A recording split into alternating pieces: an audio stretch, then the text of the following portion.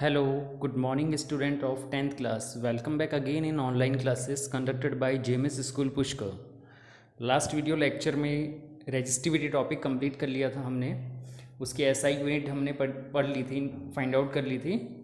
ओम metre होती है. आज हम पढ़ेंगे combination of resistances.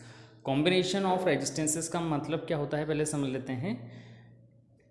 Combination of electrical devices है ना. यहाँ पर रेजिस्टेंस वर्ड किसके लिए है? इलेक्ट्रिकल डिवाइसेस के लिए है, क्योंकि हर इलेक्ट्रिकल डिवाइस का रेजिस्टेंस अलग होता है. जैसे fan, tubelight, electrical bulb, refrigerator, TV, जितने भी इलेक्ट्रिकल डिवाइसेस हम घर में यूज़ में लेते हैं, इन सब का रेजिस्टेंस अलग अलग होता है. ठीक है, तो इनका कॉम्बिनेशन कहलाता है combination of resistances. Two types of combination of resistance. Combination of resistance दो तरह के हो सकते हैं. Series combination, parallel combination. Series combination क्या होता है? A type of combination in which one end of first resistance attached with another end of second resistance. It is called series combination. series combination का मतलब क्या हुआ कि जो devices होते हैं या रेजिस्टेंसेस जो होते हैं, जब हम उनको रेगुलरली अरेंज करते हैं, एक डिवाइस का एक एंड दूसरे डिवाइस के दूसरे एंड से अटैच रहता है. ठीक है, तो जब इस तरह का अरेंजमेंट होता है सीरीज़ में, तो वो सीरीज़ कॉम्बिनेशन कहलाता है. ठीक है, जब रेगुलरली एक डिवाइस से दूसरा डिवाइस अटैच रहता है. जैसे सर्किट डायग्राम में दिखाया गया है, यहाँ पे 3 रेजिस्टेंस अरेंज हैं, R1, R2 और R3. सीरीज़ कॉम्बिनेशन में आपको 2 बातें याद रखनी है बच्चों. पहली बात, सीरीज़ कॉम्बिनेशन में इलेक्ट्रिकल करंट मतलब I सेम रहता है. ठीक है. दूसरी बात, पोटेंशियल डिफरेंस मतलब V ये डिफरेंट रहता है. ये क्या रहता है? अलग अलग रहता है. जैसे कि यहाँ पे दिखाया गया है, फर्स्ट रेजिस्टेंस R1 के लिए V1, सेकंड रेजिस्टेंस R2 के लिए V2, थर्ड रेजिस्टेंस के लिए V3. तो सीरीज कॉम्बिनेशन में वो पोटेंशियल डिफरेंस डिफरेंट होता है और करंट की वैल्यू, इलेक्ट्रिकल करंट की वैल्यू तीनों रेजिस्टेंसेस के लिए सेम रहती है. ठीक है, R1 रेजिस्टेंस के लिए भी I होगी, R2 के लिए भी I और R3 के लिए भी I. मतलब यहाँ पर इसमें से भी करंट I पास हो रहा है, R2 में से भी करंट I पास होगा, R3 में से भी I पास होगा. करंट सेम होगा लेकिन वोल्टेज डिफरेंट होगा. ठीक है, और जो चीज़ डिफरेंट होती है हम उसी को लेकर ही यहाँ पर टोटल रेजिस्टेंस कैलकुलेट करेंगे. ठीक है, सर्किट का टोटल रेजिस्टेंस, ये एग्जाम में पूछा जाता है, इंपॉर्टेंट है बच्चों. ठीक है, ये इंपॉर्टेंट है. Equivalent resistance in series combination. अब हम इक्विवेलेंट रेजिस्टेंस कैलकुलेट करने जा रहे हैं सीरीज कॉम्बिनेशन में. इन series combination the amount of current in each resistance is same but potential difference is different. ये मैंने आपको बता दिया. सीरीज कॉम्बिनेशन में हर रेजिस्टेंस का पोटेंशियल डिफरेंस डिफरेंट होता है, लेकिन उसमें से फ्लो होने वाले करंट की वैल्यू सेम रहती है. ठीक है, तो जो चीज़ डिफरेंट होती है उसी को लेकर ही हम कैलकुलेशन करते हैं. यहाँ पर डिफरेंट क्या है? वो पोटेंशियल डिफरेंस V है. तो टोटल इलेक्ट्रिक पोटेंशियल कितना होगा सर्किट का? इन तीनों का sum V is equal to V1 plus V2 plus V3. Ohm's law से हमें पता है, क्या पता है कि V is equal to IR होता है. ठीक है, तो यहाँ पर टोटल पोटेंशियल डिफरेंस V है, इसके अकॉर्डिंग टोटल करंट I होगा और टोटल रेजिस्टेंस R होगा. ठीक है, तो according to Ohm's law V is equal to IR होता है, इसलिए हमने यहाँ पे V is equal to IR formula apply किया है. तो यहाँ पे तो IR आ गया. फर्स्ट रेजिस्टेंस R1 के लिए वो पोटेंशियल डिफरेंस V1 है. ठीक है, लेकिन करंट की वैल्यू क्या है? I. इसमें से भी I पास हो रहा है, इसमें से भी I हो रहा है. तो यहाँ पे V1 इज इक्वल टू हो गया I R1. सेकेंड रेजिस्टेंस के लिए V2 हो गया IR2, थर्ड रेजिस्टेंस के लिए V3 हो गया IR3। तो ये चीज़ आपको समझ में आ गई। यहाँ पे IR1, IR2, IR3, ठीक है। यहाँ पे हमने ओम्स लॉ से ये तीनों के लिए वोल्टेज निकाल लिया। अब इन तीनों में I कॉमन है, ठीक है। यहाँ पे IR1 plus IR2 plus IR3 में से I कॉमन है, तो I हमने बाहर निकाल लिया। ब्रैकेट में क्या रह गया, R1 plus R2 plus R3। I से I कैंसिल हो गया, ठीक है, मतलब डिवाइड हो गया। बच गया क्या, R is equal to R1 plus R2 plus R3।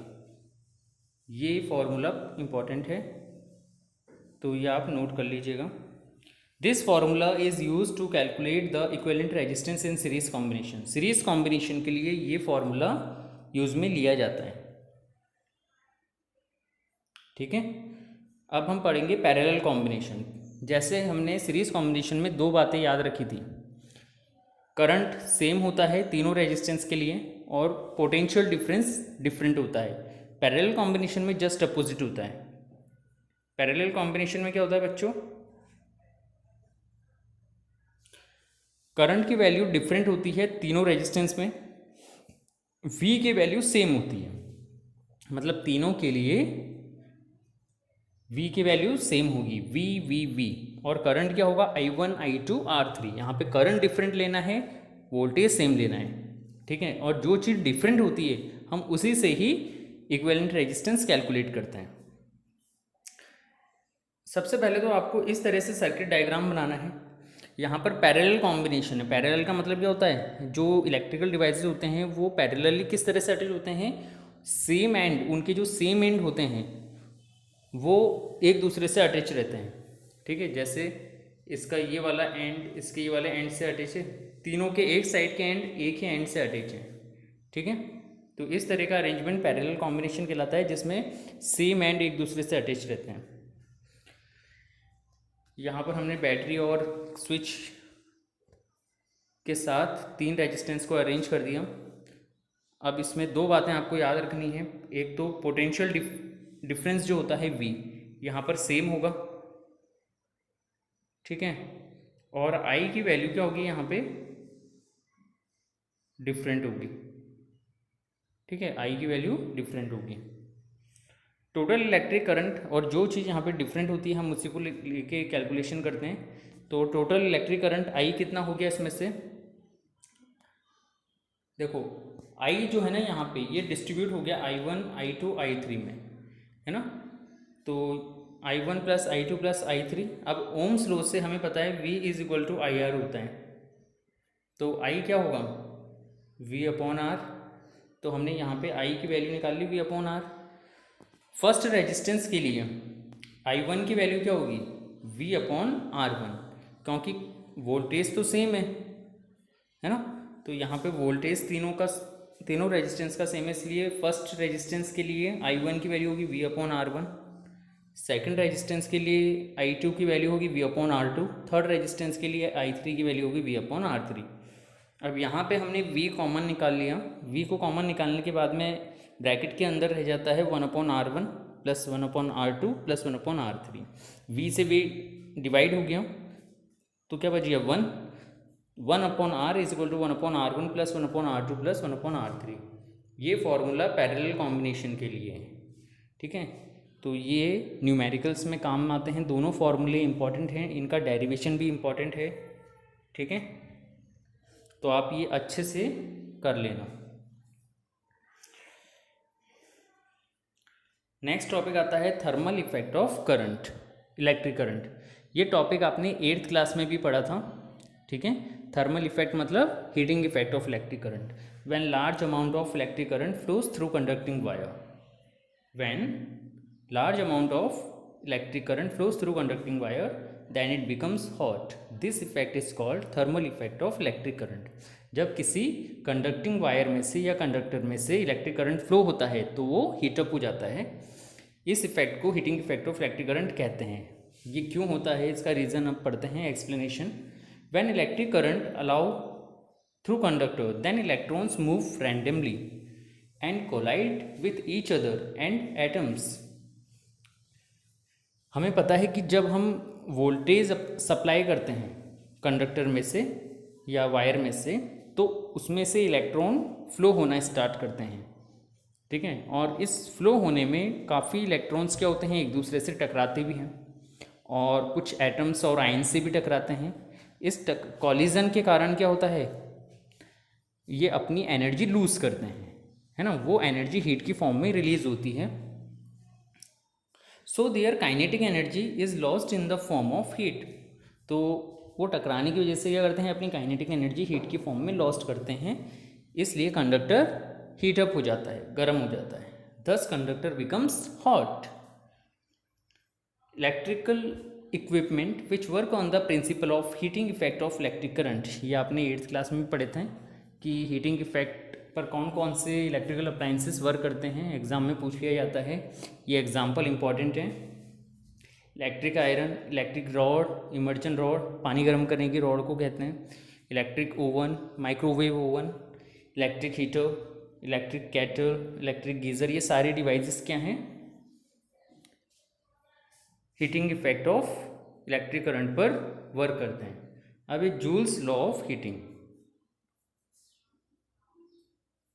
According to this law heat produced by electrical appliances. Joule's heating law हमें बताता है कि जो हीट प्रोड्यूस होती है वो कौन कौन से फैक्टर पे डिपेंड करती है। तो जूल्स हीटिंग लॉ में बताया गया कि जो हीट प्रोड्यूस होती है वो 3 फैक्टर पे डिपेंड करती है। First, directly proportional to the square of electric current, to the square of, यहाँ पे इलेक्ट्रिक करंट लिख लेना बच्चों, आगे करंट नहीं लिखा हुआ है, आप करंट भी लिख लेना, ठीक है। क्या लिखना है आपको, इलेक्ट्रिक करंट।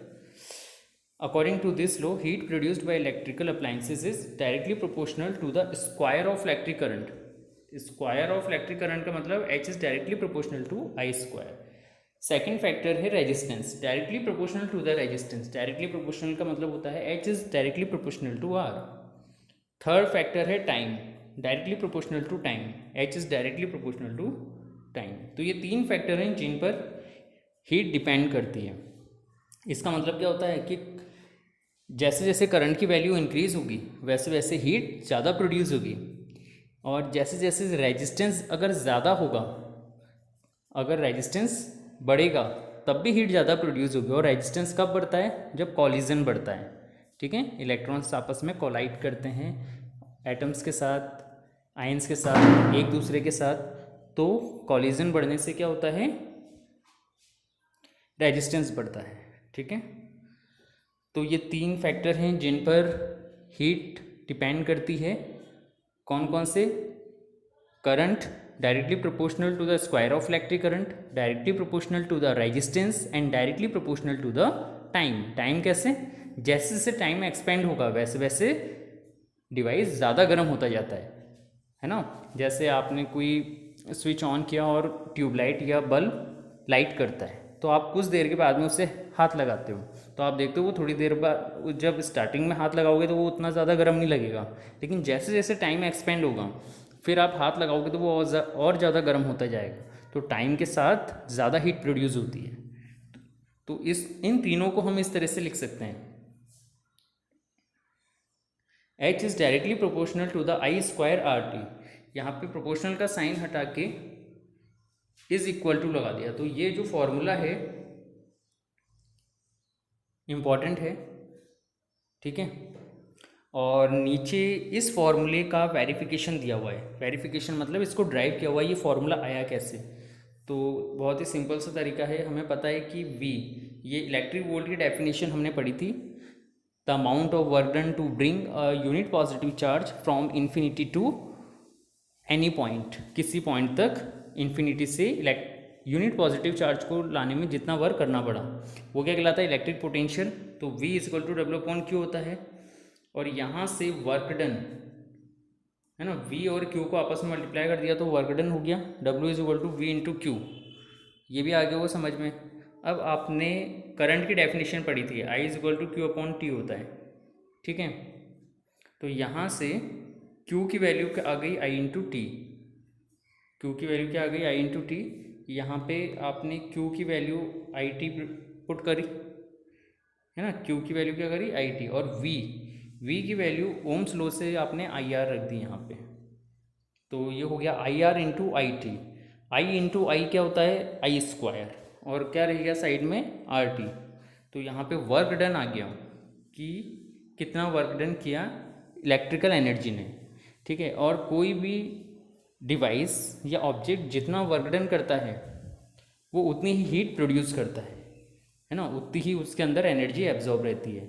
वर्क, एनर्जी और हीट ये तीनों एक दूसरे के इक्विवेलेंट होते हैं बच्चों, क्योंकि हम यहाँ पे हीट पढ़ रहे हैं तो हीट भी वर्क डन के इक्वली होगी। भाई कोई भी ट्यूबलाइट है वो कितना वर्क डन कर रही है, जितनी उसने हीट प्रोड्यूस करी, ठीक है। टोटल अमाउंट ऑफ हीट उसने जितनी रिलीज करी है वही उसका वर्क डन है, ठीक है।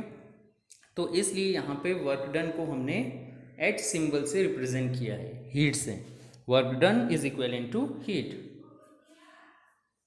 Work done is equal to the amount of heat produced in time, so work done is equal to H। तो यहाँ से इसका वेरिफिकेशन हो गया। आज के लिए इतना ही, इसके आगे हम नेक्स्ट क्लास में पढ़ेंगे, ठीक है। तो ये जितना भी वर्क कराया आप अपनी कॉपी में नोट डाउन कर लीजिएगा। अगर आपको कुछ प्रॉब्लम आती है कहीं पे तो आप पूछ लीजिएगा। यहाँ पे एक चीज़ और इम्पॉर्टेंट है, ये जो फॉर्मूला है इसको भी आप नोट कर लीजिएगा, ये भी इम्पॉर्टेंट है। Okay bye, see you.